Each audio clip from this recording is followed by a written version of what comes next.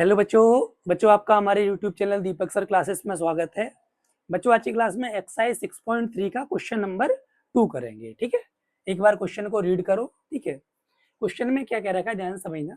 ठीक है, ये कह रखा है कि ओडीसी ट्रायंगल जो है ओडीसी, ठीक, सिमिलर है ओबीए के। ठीक है, और बाकी ये एंगल दे रखी है, मैं आपको बोल दूं ये एंगल 125 है, ये 70 है। अच्छा, हमें फाइंड आउट क्या क्या करनी है वो हम देखते हैं। एंगल डीओसी, डीओसी मतलब ये, डीसीओ मतलब ये, ओएबी मतलब ये। ठीक, चलो तो ये सभी एंगल हमें निकालने हैं तो हम लोग करते हैं। ओ बी, ओ बी ए के है, मान के चलो डी बी के इक्वल हो जाएगा तो फिर उससे भी बात हो जाएगी, लेकिन करोगे क्या।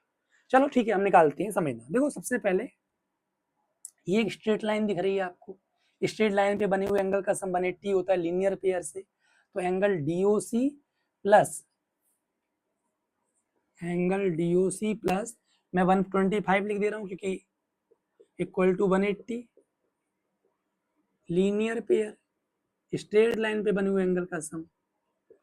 तो ये 180 माइनस 125 एंगल डीओसी की वैल्यू आ जाएगी।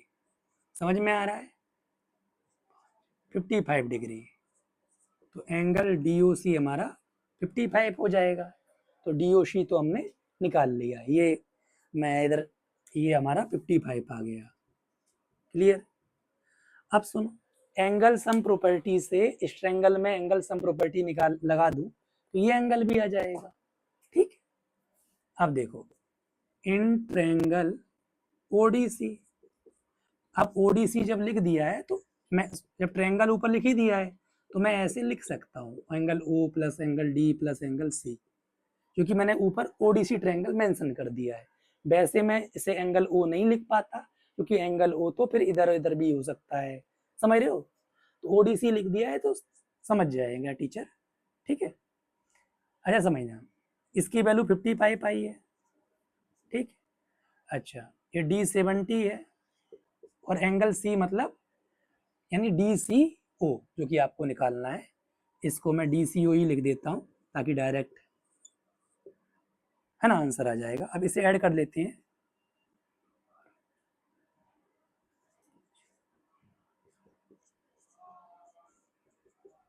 ठीक, एंगल DCO जो हो जाएगा 180 डिग्री माइनस 125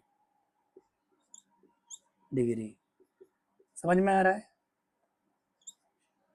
तो ये 55 डिग्री आ जाएगा। ठीक है, ये भी एंगल DCO भी 55 आया, ऊपर एंगल DOC भी 55 आया था। समझ में आ रहा है? ठीक है, अब समझो ये वाला भी 55 आ गया।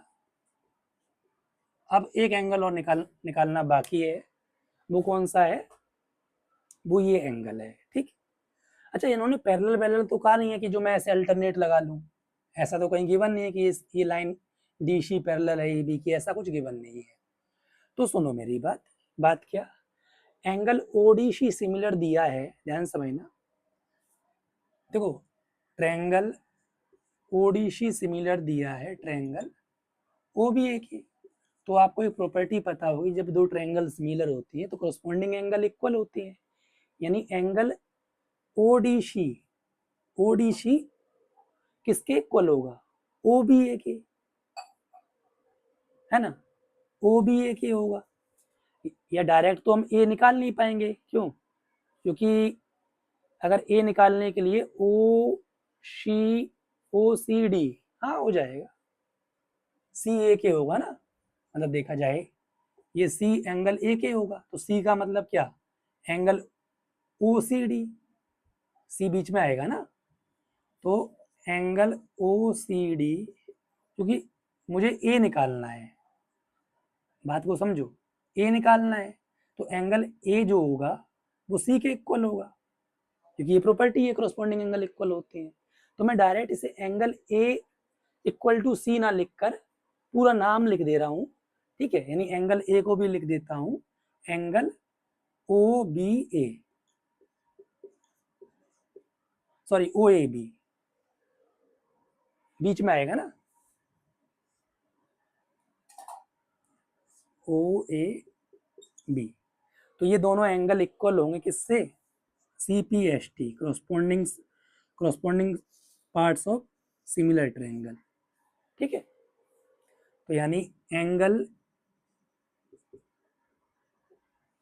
ओ A B, angle O A B O C D के इक्वल हो जाए। ओ सी डी हमारा से 55 आया था, यानी सभी एंगल्स जो हमें फाइंड आउट करने थे सभी 55 डिग्री की होंगी। क्लियर, समझ में आया, शॉर्ट में समझ लो। ये प्लस ये लीनियर पेयर से ये आया, एंगल सम प्रॉपर्टी से ये आया।